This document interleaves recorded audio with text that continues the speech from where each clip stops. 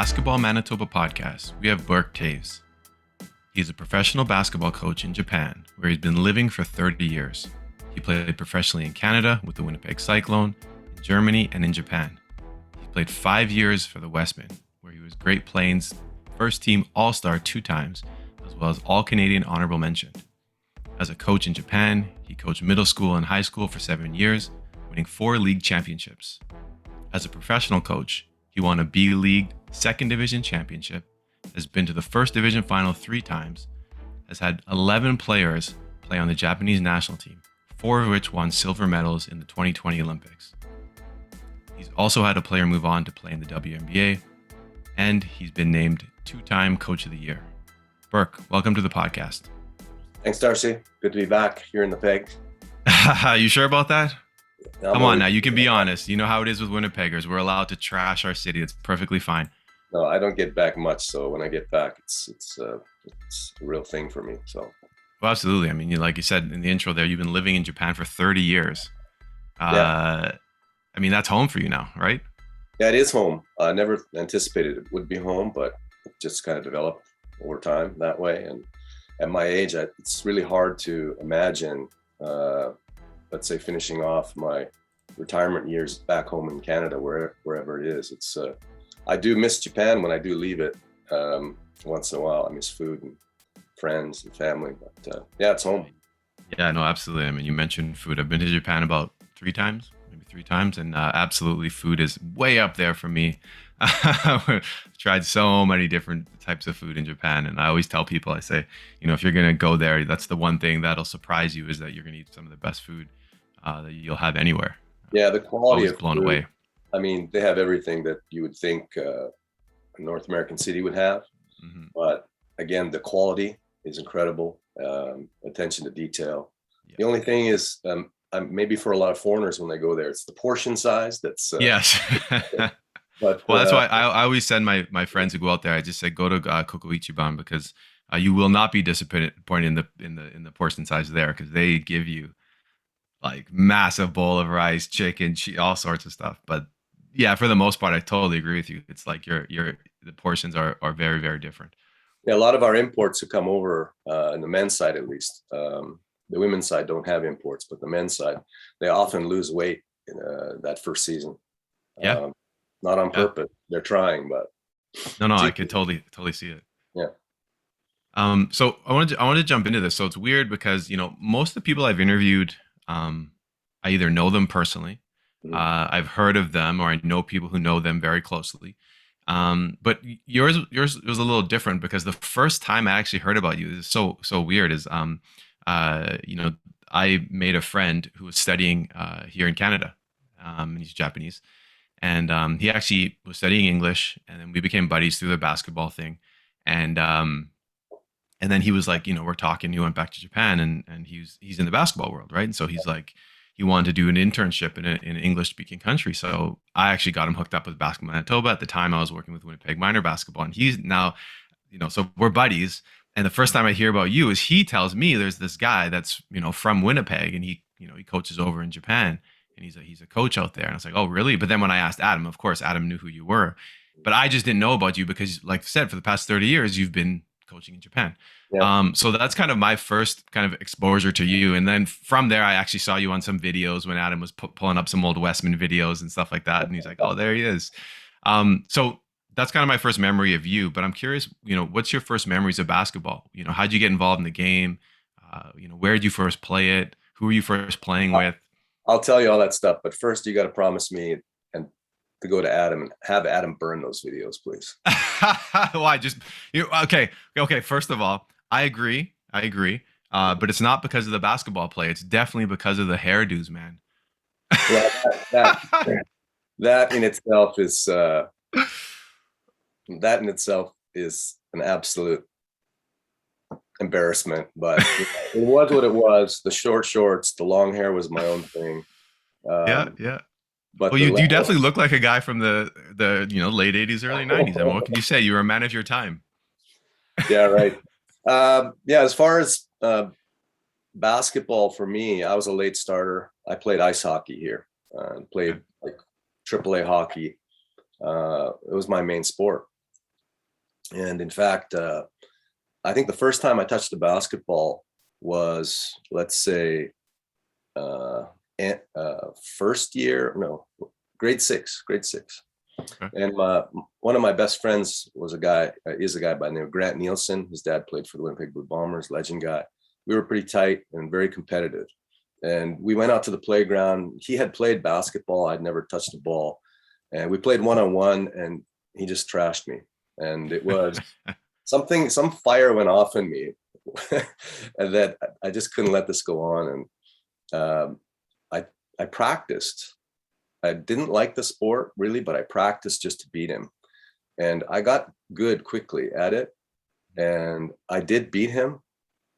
And then I went over to Westgate after elementary school to junior high school. And at Westgate, I joined the team. And, we weren't any good at that time.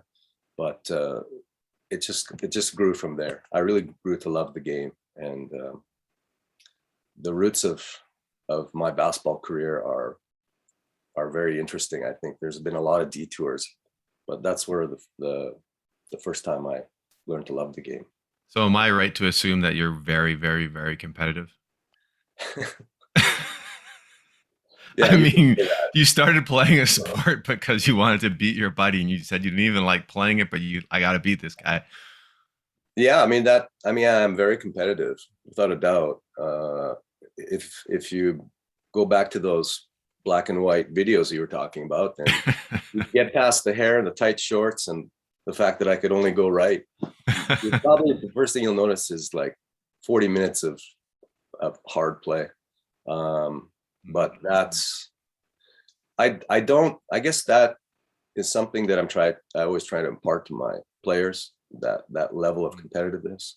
But honestly, of all the athletes that I meet, I really feel that you either have that or you don't. It's tough. It's a tough thing to learn to want to win more than anything else. So it really separates good athletes, great athletes.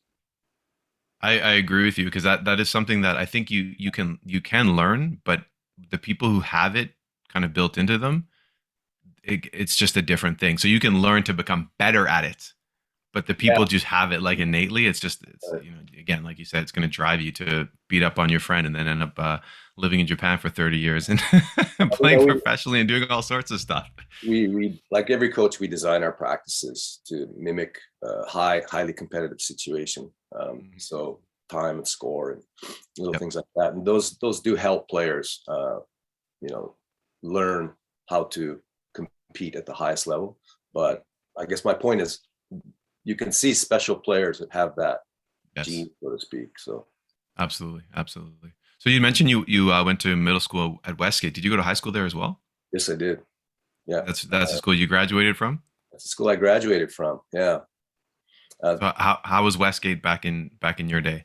I really enjoyed my experience at Westgate, but often I got the nickname the Black Knight, not the Mennonite, because I just didn't really fit the mold of a Mennonite student there. I often got in trouble, but I loved it. I have great friends there. I still have contact with those people, and I had a great education there, to be honest, a really good education. I played volleyball while I was playing basketball, while I was playing football, junior football. So it was, those were the days we could do that. You didn't have to specialize, but that was great memory for me. So then, how did your high school season shake out? I mean, that you guys were a 3A school back then. We won the provincial championships. That was provincial B at that time, which was amazing. As a volleyball team, we competed at AAA, which would be the highest level now, I guess. That would be like the 4A now, I guess. 4A now, yeah. Yeah. And okay. Westgate's known as a volleyball school, I think, even. Absolutely. Even today, so basketball was very under the radar at that time. But from there, was lucky enough to be approached by U of M and U of W and a couple other teams. And Martin Riley was the guy. He was my guy. Mm. Martin used to work me out early before school started. He'd come drive to Westgate, and we had many sessions together. And he is the guy that really taught me how to compete. No way. So Yeah. what was the connection to Martin back then? The point where because I like obviously people have spoken highly of him in past interviews, but where he's driving to come see you and work you out, like what was Yeah, that? And that's how'd you kind of even how meet we him? did. Like how did that come about? Well, my coach at that time had a connection with Martin, and Mm. Martin and I talked, and yeah, he would come and he'd work me out, and even like other players, I'm sure I would end up at U of M sometimes and be Yeah. playing with him, or um, and then of course he recruited me to go to U of M, and I thought I was going to go to U of M, and then he no longer had the job, and Yeah. Okay. Okay. at that time Bruce Enns came in right Yeah. after that and said, "How about it?" And I was like, "Okay, let's do it." And they had just built the Duckworth Center, so Oh, okay. Yeah. Yeah. So nice shiny toy and everything. So then what? So are you one of the guys that you had mentioned U of M? Obviously I've spoken with Dan Becker and other people, and people always talk about Bison East. Was that a place where you would pop in and play? oh yeah, that's a big part of my development too. Just taking a bus all around the city, finding a game, didn't matter where it was. Hmm. And U of M, of course, Dan was there. And, I can make a long list of names, who's who, and everybody will know who they are. But yeah, we all polished our game at U of M, and they're pretty competitive games at that time. Yeah. Yeah, the legends. I've heard so much about it. Like obviously I was just a bit too young because then I know it extended a little bit over, but after they tore it down and everything, things changed quite a bit with the new facility. But man, people talk so fondly Yeah, of those times. It's we had unbelievable. let's see, we had at that time Dan was there, Uggams was there, Joe Uggams was there, Hmm. Ron Majors was there, Perry Scarlett was there. Uh, yeah, all kinds of guys my era were there, and that was, if you look back at it, it's like having two first team GPAC teams Yeah, at an open run. yeah, It was a lot it's of fun. crazy. It's crazy. So, I mean, you had mentioned I asked you about Westgate, and then we kind of went on and talked about some of the Bison East stuff. So, who were some of the other players in high school or in those early years that I mean, you mentioned some, but like some other maybe rivals or other people from your generation? Rivals, well, Westwood was really good at that time, so Mm. I mean, Joey Vickers younger than me, Yep. but he was still playing on the varsity at an early age. And Murray Geeman, who was my teammate, and Hmm. Dean Gabranson, who was my teammate, Hmm. and Cliff Humans from Grant Park, Mike Schween. There were a lot of players, but rivals. I was playing in the Cloverleaf Conference, and that was Yep. Fort Richmond and Massey. So that's Dan's time.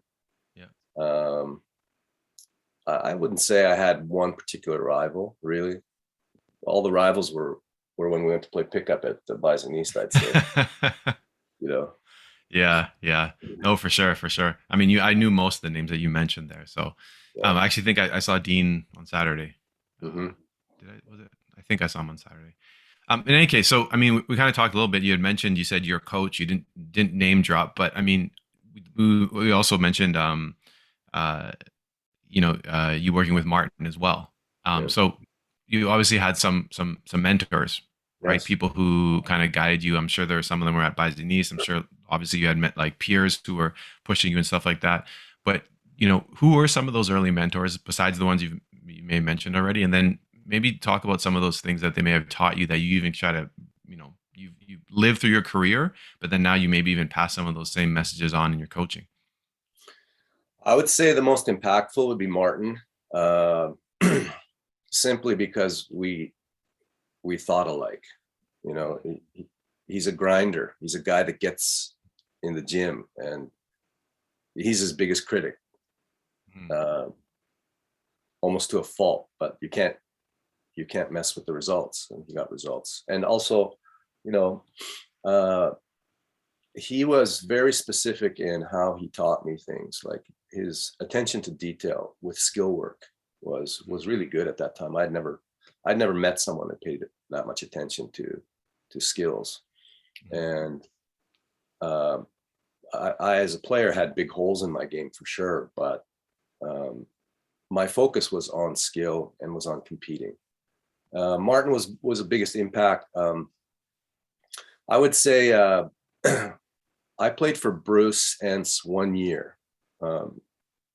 I would not say I played. I didn't play much at all. That was the first year that the Dean and Murray and I were rookies, and I would say Murray played the most, in fact. Dean and I hardly got off the bench, but just practices. Again, a communicator, a person that paid a lot of attention to detail, and Bruce is a gritty coach. Like if you're not on your game in practice, you're going to hear it.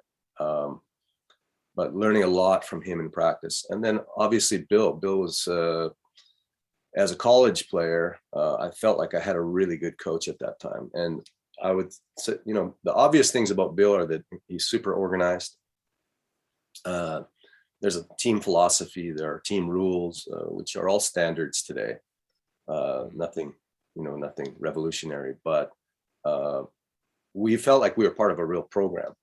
And Bill, his biggest contribution to me in terms of, impacting me as a player was he gave me a lot of freedom, and I needed that. I didn't develop as quickly in the first couple of years of university as I thought I would. And when I did finally get the chance to play full time, the confidence he showed me was really what put me over. Yeah, Bill's a great guy. I'm still waiting to get him on the podcast, so I'm hoping that time comes soon, because you want to talk about storytellers. Wow. Yeah, the ultimate storyteller. Yeah, man. I used to bring him into the office when I was up Asma. Told me you'd come in, and I would just, hey, come sit down, and I would just ask him questions. Yeah, you don't press play, and then he's going. Oh man, yeah, he has a gift for that for sure. But it's like it's entertaining. Like you want more of it, right? So I could see how that would translate to coaching, especially now when he's providing you that mentorship. He definitely has a presence. We spent a lot of time, especially in my fourth and fifth year, just in his office talking, literally not talking down to me or saying do this or do that, just like, how do we win? What do we do? Just really personal conversations, how to approach practice. What do we want to do today in practice? And he was sharing a lot of stuff at that time with me as a point guard, which is, obviously an extension of a coach to some extent. And that was also a new experience for me, that the coach would trust you this much to talk to you as an athlete that way. No, absolutely. And again, you as a coach, I mean, I'm just assuming personality wise, you're a little different than Bill, maybe. Yes. More, if you said you're more like Martin, I know Martin pretty well as a coach. But are there things that you took from Bill that you kind of do now? I think the main thing as a coach that I've taken from Bill is maybe communication style with players. And Martin is more not really as a coach, just that the thing we had in common was just that competitive spirit. So, my practices are really competitive. They're like a lot of coaches. That practice should look very similar to a game in terms of intensity and execution and attention to details, basic effort. But yeah, my style has also evolved over time, right? I'm 55. If I look back at how I coached 10 years ago, it's frightening. And it's very important to channel that competitive spirit, that intensity, so that it doesn't overwhelm your players too. That can be really detrimental to some players that can't handle that intensity or can't relate to that level of wanting to win. So I think if you ask my players, I'm way more chill. I don't know, 5 years, I'd say. Yeah. Well, yeah, that's interesting when you were saying that. It reminded me right away of and I think most people in sport know this, but people like that do have that like that. It's almost like a desire or a need to compete, and then you, like you said, you're coaching someone who doesn't have like share that same sentiment, and you have difficulty connecting with them because you're like, why aren't they just doing this? You know, it's like some of the greatest basketball players in the world don't end up being quite the best coaches because some of them struggle with that issue, right? They just cannot connect. And so it totally makes sense that you'd say, like, you look back and you're like, well, I might have been a little too intense. And now you transition to someone who maybe you probably have both in you, right? Like you have the flexibility to interact with players in a specific way. They may need a different interaction from you, whereas you didn't necessarily have that early on. Yeah, I mean, we're talking about two different things here. At least I am. Looking at, as a coach, looking at a player and not being able to understand why they can't do it is the worst. It's really good because your job is to teach, right? First and foremost, teacher, coach. Your job is to get somebody to do a skill, specifically a skill. Yet there are very different learning types. Information is received so differently, and you have to adjust how you teach your players. So we're not talking about adjusting rules. We're talking about adjusting how you teach players. And competitive part is a little bit different. It's a little bit easier to identify a player that is not giving what you consider the necessary effort, specifically in different areas on the court, in order to compete at the highest level. Now, I see those as quite different. Yeah. Somebody thinks they're running fast. Somebody thinks they're applying ball pressure.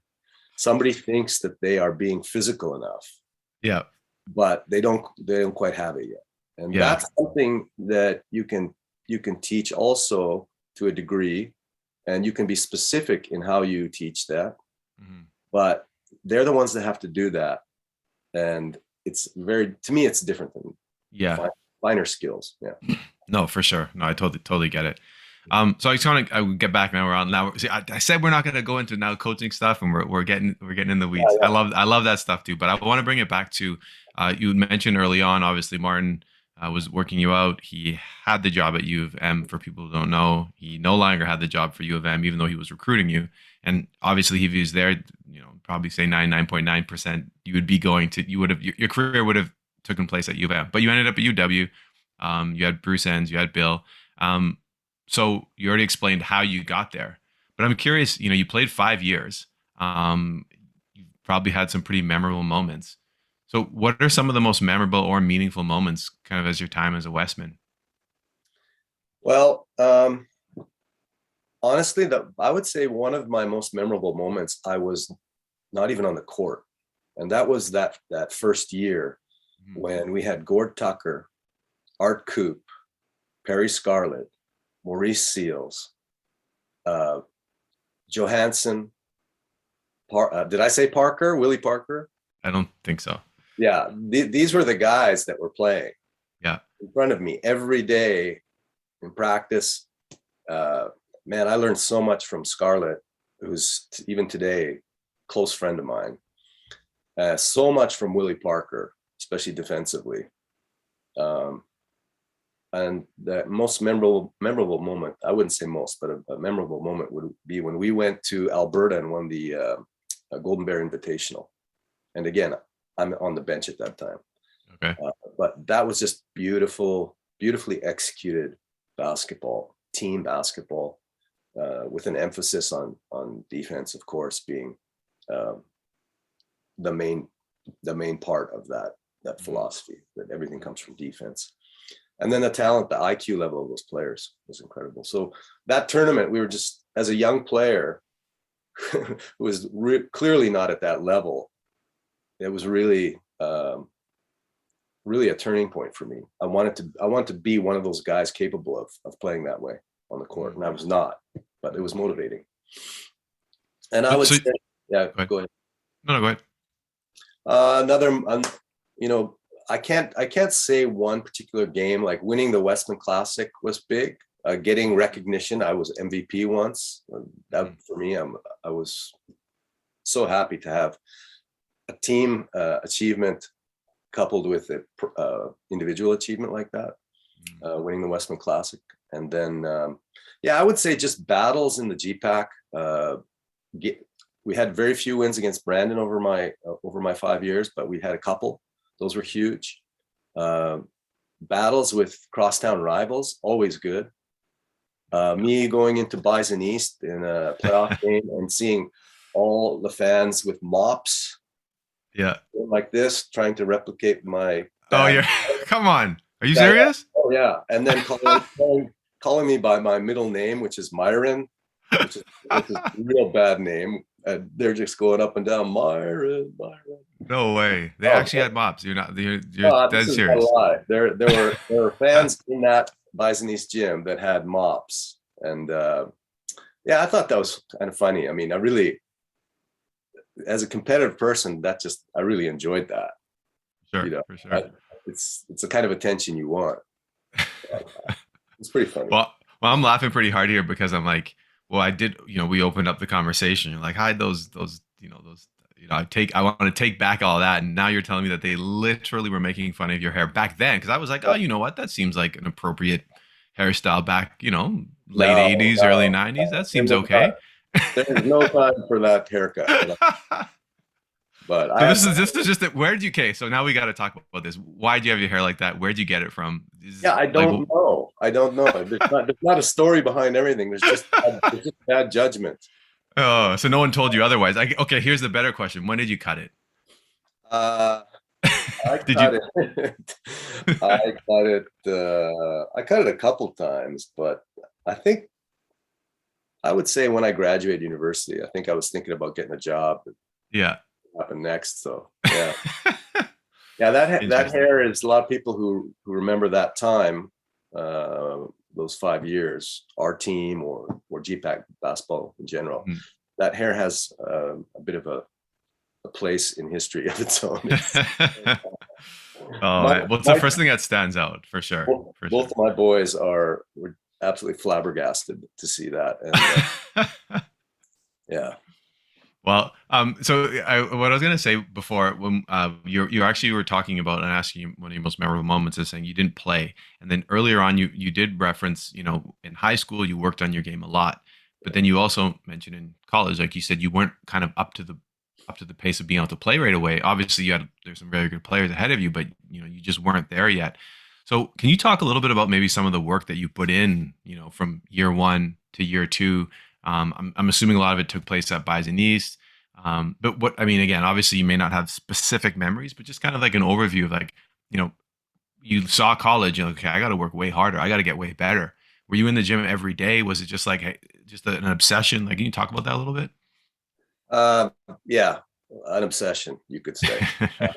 However, I think that people who can even remember me on the court would say that for a guy that worked so hard, I wonder why he didn't have a left hand. And Bill used to say, well, you don't need a left hand if nobody can stop you going right. But true, though. I never needed someone to push me. And it wasn't I worked wherever I could get a gym and I trained. And the first thing I realized was that I had to be in superior shape back then. You didn't have all the coaches on staff, trainers, strength coach, nutritionists. But I took that to as high a level as I could. I was always in shape, and I would run. They got that big hill behind Kildonan East. Yep. I think at some point it was a garbage dump. Yep. Yeah, garbage I used hill. to run that in the summer, and I used to run it. This is just like stuff Martin used to work with me at, or Martin would tell me about. I didn't decide how many times I would go up and down that thing. I would go up and down that thing until I was on the verge of throwing up. And then I would figure that's enough. Wow. Or just very simple stuff. I mean, you've heard there's lots of players in sports that have a similar mentality, but it's, you're trying to be your hardest critic. You don't need to hear from other people what is enough. You just know it's never enough. And, physically, I thought if I had an advantage on the court in terms of speed and being able to play for 40 minutes, and if I could win my matchup, it's always about winning my matchup. If I could win my matchup, that means my team would be in a good place. Mm-hmm. And so a lot of the one-on-one stuff in a game, I took it personal, and just nonstop. And then in terms of skills, one of the areas where I was quite poor at when I entered U of W was shooting.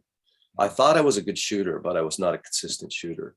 So I spent a lot of time, and Martin helped too as well, becoming more robotic with my shot. So if you see, I mean, U of W's had lots of great shooters in their past. You know, Kenny O, Polko, and Mark Johansson was a great shooter. When Joey Vickery played, he was a great shooter, of course. Different level shooters, but I really worked hard until my third year at becoming a shooter, and it was in my fourth and fifth year that kind of came to fruition. I had a very ugly style, I think. It was very robotic. I always held my follow through. There was an elbow snap, there was a wrist snap, there was a knee snap, and I love to hold it up there. Yeah, yeah. But really, the purpose for holding my follow through up, you know, to a point where it was highly exaggerated, was not to show off in that respect. It was to be able to check, to see how committed I was to the shot, not pulling back early or anything else. So that's one area where I was pretty focused for quite a while. Mm-hmm. Well, and so obviously you won some conference awards. You said you honorable mention for all Canadian, even though you couldn't go left. You obviously brought tons of value to the court, skills aside, right? So you went on to play pro. So what was that like? Because you're done playing at U of W. Was it an instant thing? Did you get an opportunity? Did someone say, "Hey, come out here"? How did that even happen? Yeah, you know, we say pro, but it feels like semi-pro. There were no. I wasn't the level of player that could go over to Spain in the first division. This is an obvious statement, right? But I wasn't planning on going pro anywhere. I wasn't planning on continuing my basketball career. Mm-hmm. And, you know, I played in Germany, but at the same time, when I played for Steiner Bayreuth, I had other things that I had to do. I was coaching a player coach on a under category team. And I was a backup in the first division for their foreigners, mm-hmm. in case somebody got injured. But it was a great experience, just to have an opportunity that I never thought I would have. Then, of course, I went overseas. Wasn't pro per se, but I went with Athletes in Action to the Philippines for like a month. I was playing with some excellent American players. I was the only Canadian on that American team. And then I got a chance to play with Winnipeg Thunder. You called them a Cyclone, I think. I think that's after the fact. Yeah, I may have done that. Yeah. Cyclone and Thunder. Yeah.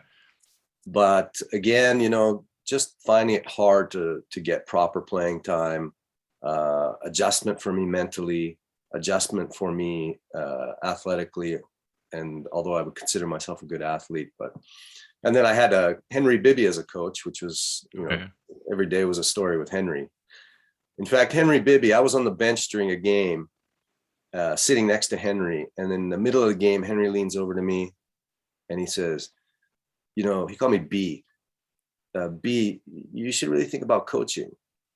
And I was just like a young guy trying to get playing time. And in the middle of the game, he told me that. I was like, what? I just started getting into the game.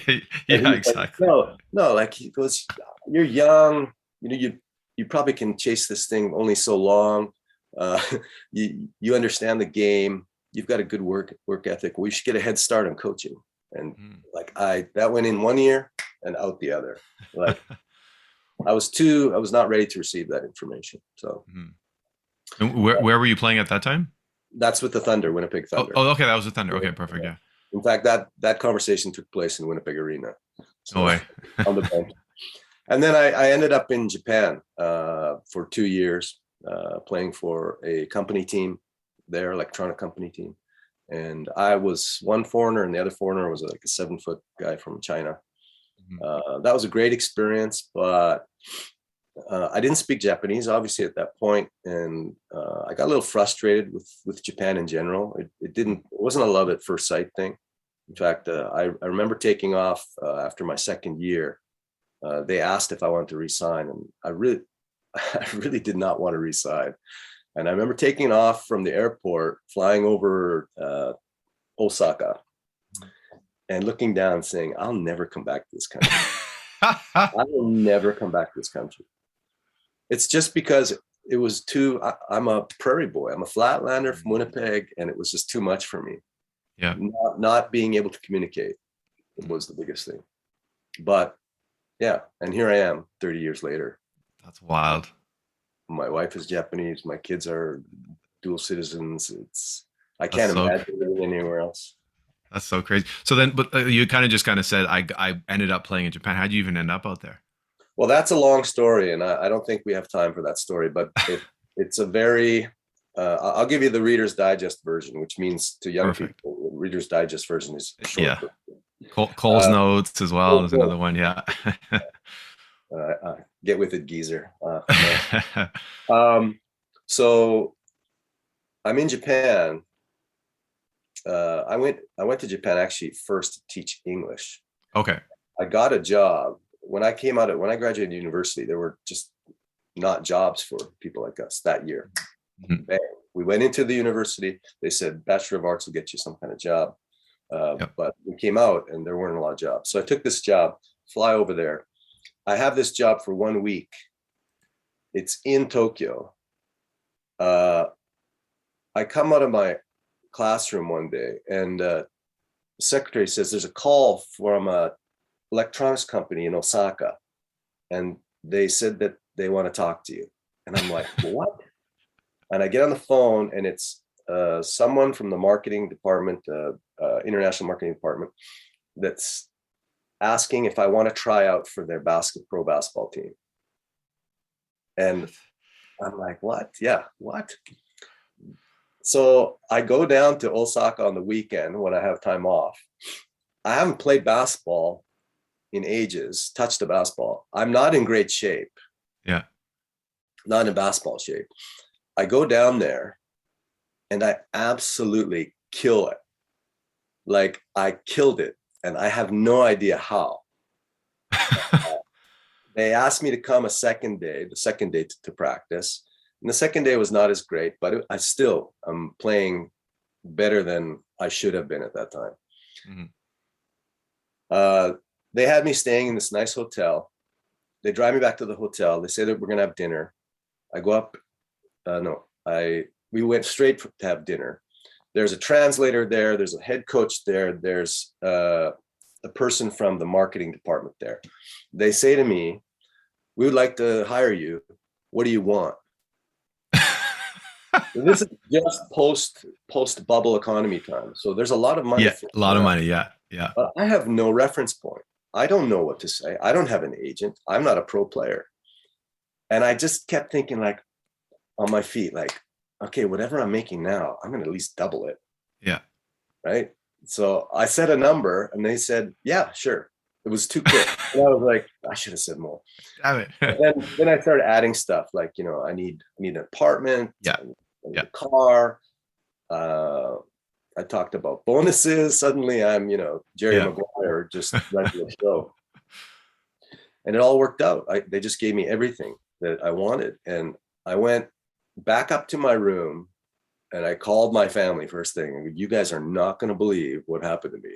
I mean, I'm here to teach English, but I'm now a pro basketball player. That's wild. So that connection was Bill Wedlake knows this.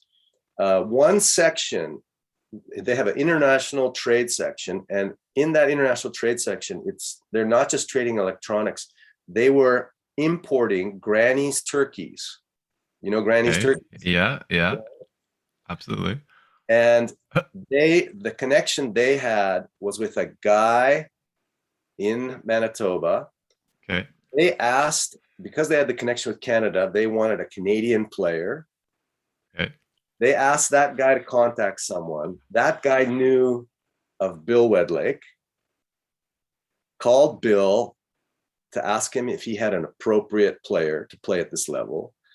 Bill said, I got a guy that just went to Japan. Wow.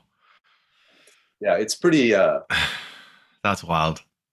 it's pretty all over the map. But yeah, that's so you could basically attribute that one experience to, you know, my coaching career. Yeah. The Yeah. rest, of course, having to prove yourself a little bit at a time, but without that start, it's just not there. That's the Wow.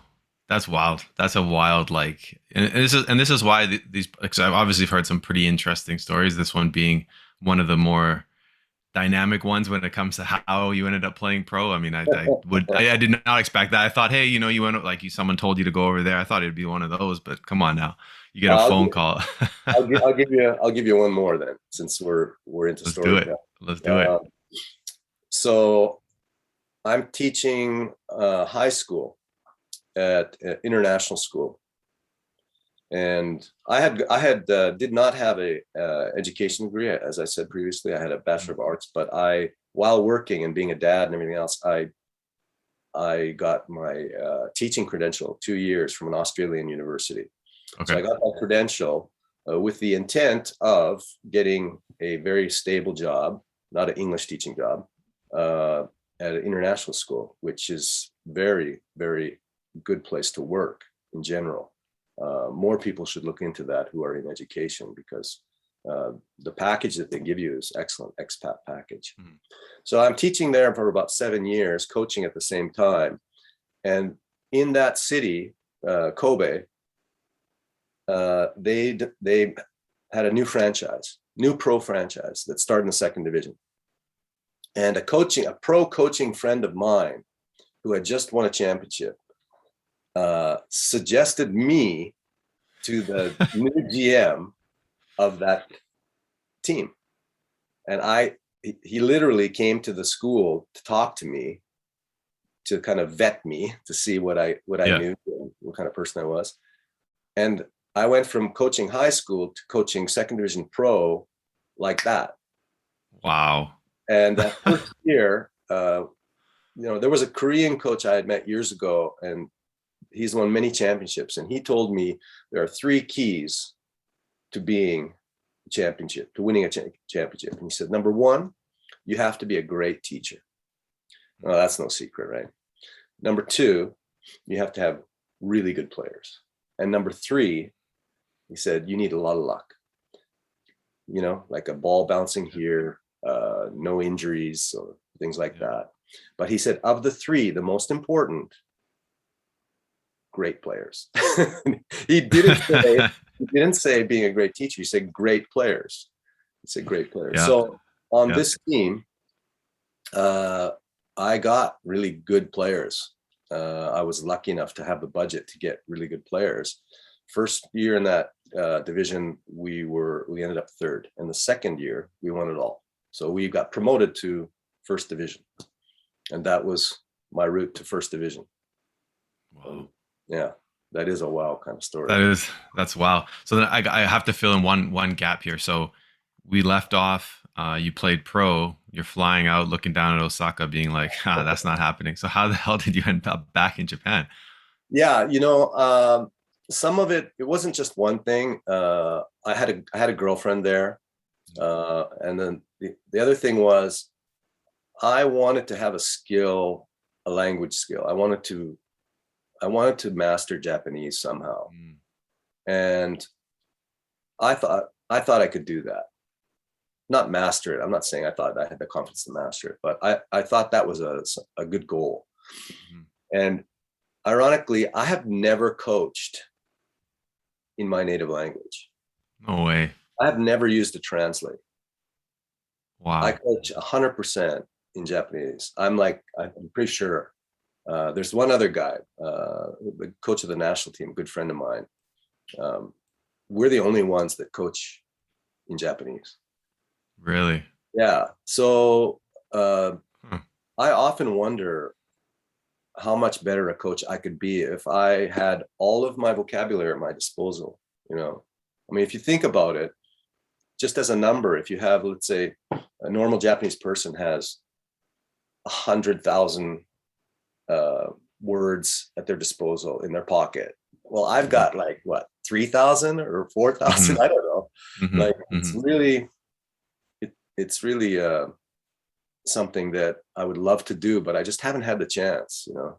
I really haven't had the chance. I'm really stuck coaching in Japan. I'll probably end up staying in that league for a long time. Yeah, yeah.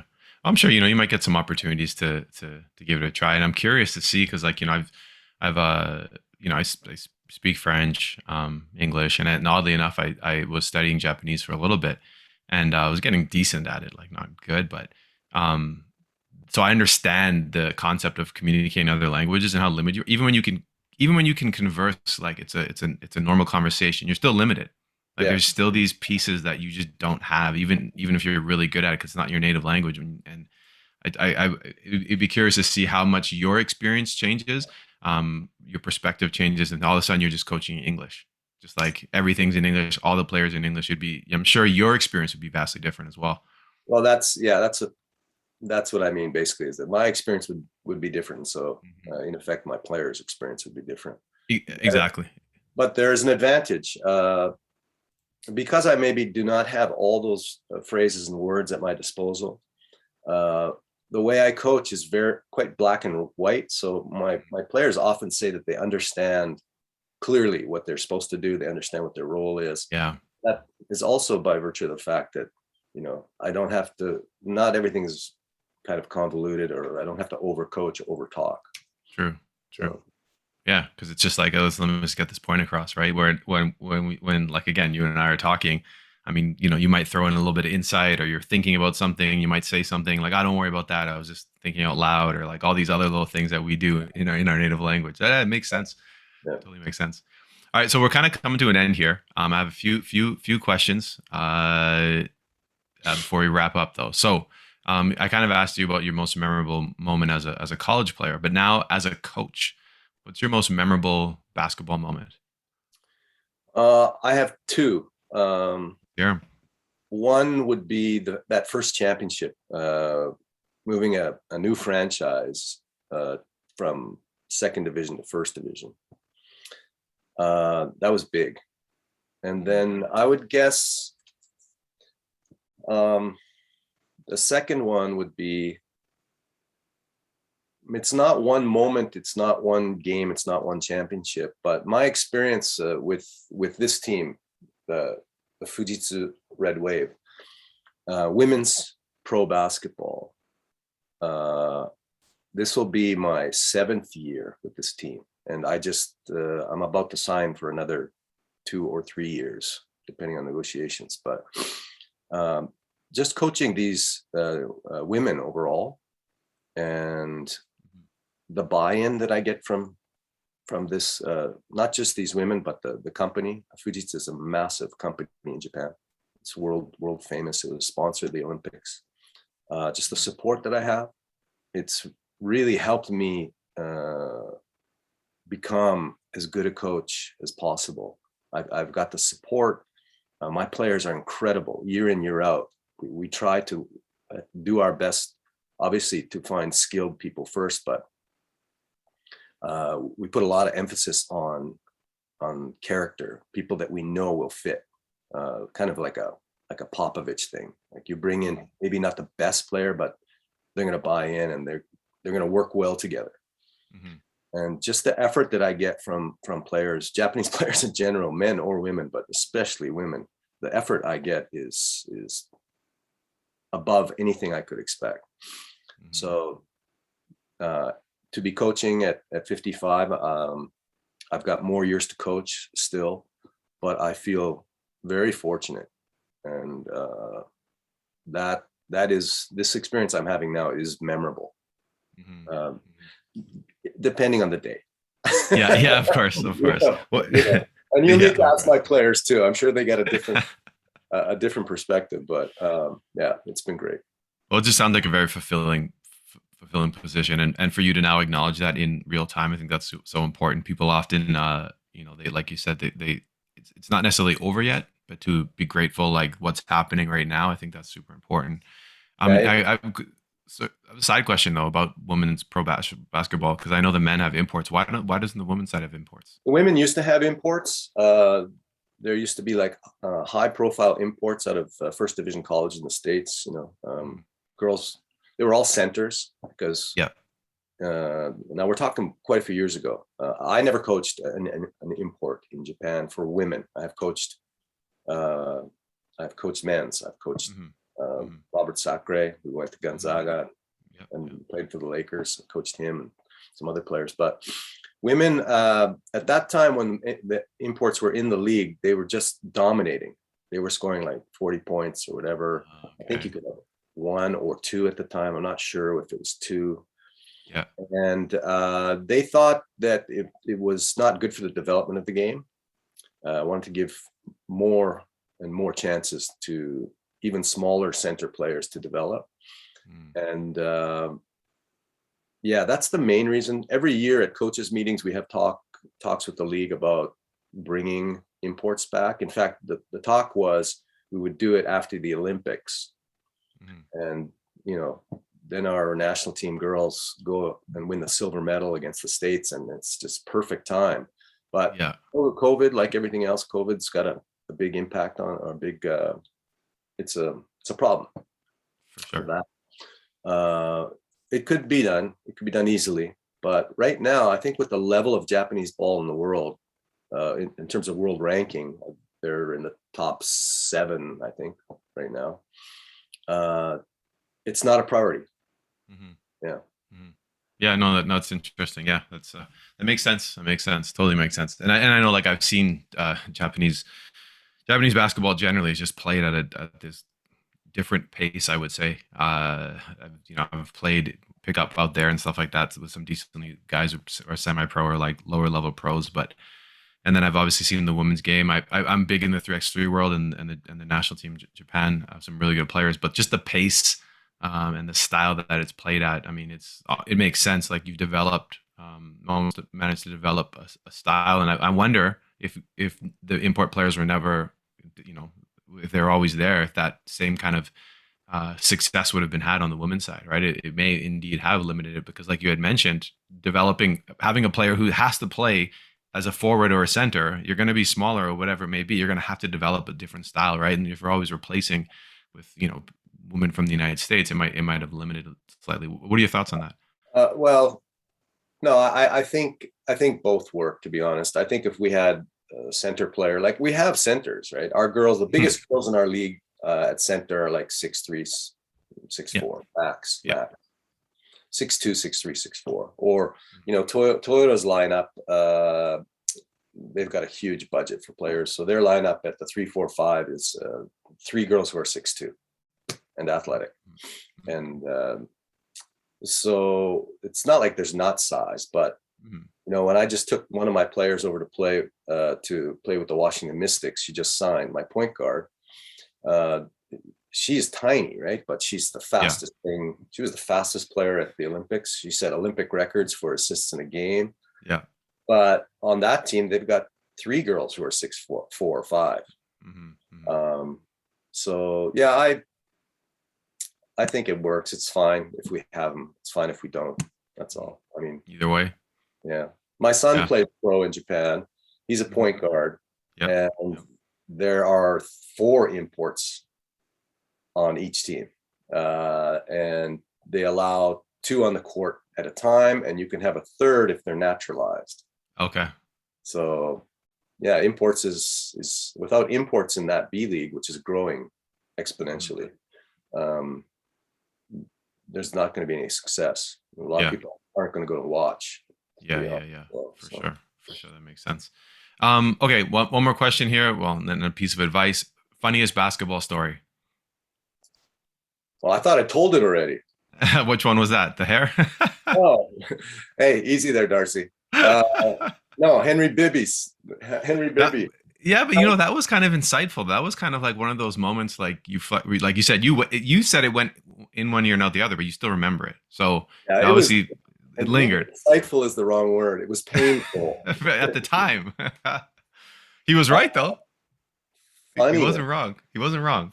I mean, you must have had some funny things. You've been coaching pro all these years, and one thing I didn't preface the question with is it doesn't even have to be on the basketball court. I mean, we all know with basketball, there's so many moments, whether you're going to games or, Uh, traveling to games, man. locker room stuff, stuff that happens between coaches.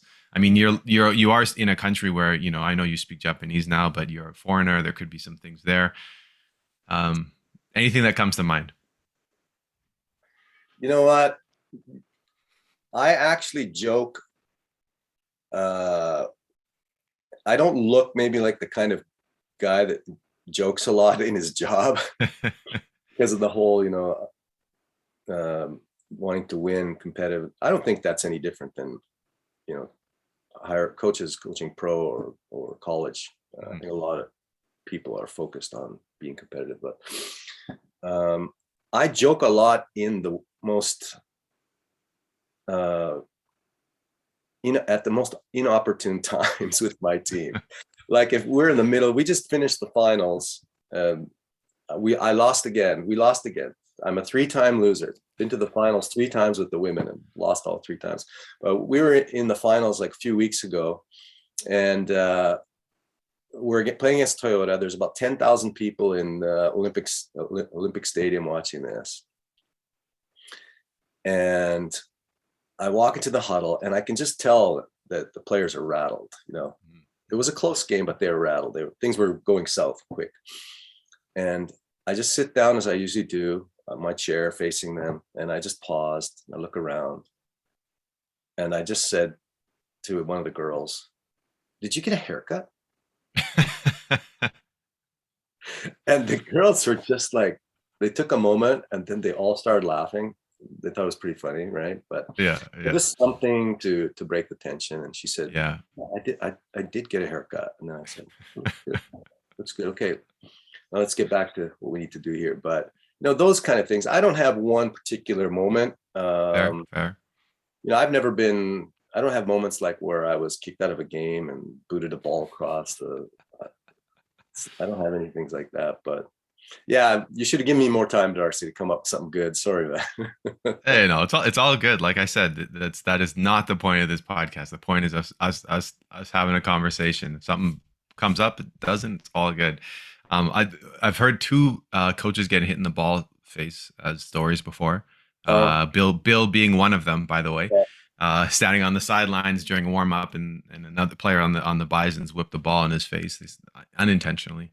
And I heard that from another person too. So I thought you might have had something like that. Someone, you went out in the court and you're saying something. There's water, you slip and fall, and everyone's like, you I never think know. my players are laughing at me regularly. I think so. Okay, so you're good. Okay, so we're gonna wrap it up. Always ask a piece of advice before we go. You've been coaching for so long, so it'd be crazy not to ask advice. We have a lot of young listeners. We just have a lot of coaches. Never mind young listeners. We have young coaches, old coaches, but people who are interested in receiving advice from people who have a lot of experience. So, what are some pieces of advice that you'd give to coaches? And maybe it's something that you didn't have before, but that you learned through time. Like the younger you wouldn't have known, but then you're like, okay, come on, this is so something you would, pass on to future coaches. I would say it's going to sound a little bit cliche, but for me, it's really true. I'm certainly not the same coach I was before, and it's really through a lot of reflection, and part of it's being an older coach, just aging. You don't necessarily lose your fire, but you know how to when something is a problem and something isn't. You don't have to worry about every little thing. That is really important, because I feel a big part of my job is giving a impression to my players that no matter what, we're going to be okay. And if you're constantly fretting about certain things, whether it's a bad practice the day before a game, whether it's a brutal second quarter and you've lost a 10-point lead or whatever, you've really got to put things in perspective, stay calm. Like I said, use a little humor. You have to be the person that takes away confusion from your players. That is basically my job as a coach. take confusion away from my players so that they can perform at the best of their abilities. And that's not one thing, but it's not one thing you do to take confusion away. It's preparation, it's your demeanor. But yeah, I would say just continue to reflect like all coaches do, but keep everything in perspective as a coach, because people are watching you. Yeah. No, it's great. You gave a few things there. I do like the thing that you said. It's your job to kind of like to make sure that your players can perform, but by you getting caught up, and essentially what you're saying is like, if you get too caught up in those moments and you're not grounded and you're not checking in on yourself, then you're not able to provide that leadership to your players, right? Yeah. So you got to be a rock. like exactly. No, that's great. It's a great way to finish. I do want to say, you know what, me being a bald man here commenting on hair doesn't seem fair, but you've definitely mastered the hair game now. And maybe it only took you to, I don't know how long it took you to get to the point where you're like, you have a confident haircut that people can be proud of. But I have to say, we'll end on that it's definitely suits you and it looks great. All right, Darcy. Thank you for exposing me. I appreciate that. But, hey, if we can't look back and laugh at ourselves, we got a problem for sure. Exactly. I think I had to bring the thing full circle here. Come on, man. Like the amount of we started with the hair came up in the middle of the conversation here, and then full circle. So. I've done quite a few podcasts and interviews and things like that over the years, but you're doing a good job at this. It's easy, and you guide the interview well. So I appreciate that. All the best. Been good. So I'm hoping that people listening right now definitely appreciate this. You've been gone for a long time. You're gone and not forgotten. I know Adam updates anytime we get any news from your coaching thing that goes up, and I know there's going to be some people who are listening that are like buddies of yours or former teammates or people that maybe coached against you. So this is great, and thank you for making the time. Yeah, thank you. I know that I only came for a week, and I haven't been here in 3 years. I really came. The priority was to see my family and especially my parents. So if anybody sees this that is close to me, Dean or Murray or anyone else, sorry, I got to go in, I got to go out. Hey, they got your number. They know where to find you. Okay. Okay. All right. Take care. Okay. Thanks a lot. All the best. All right. Bye. Thanks for listening to today's episode. Please like, subscribe, follow, and share this series, and reach out to us with your comments on the show. Thanks again for joining us.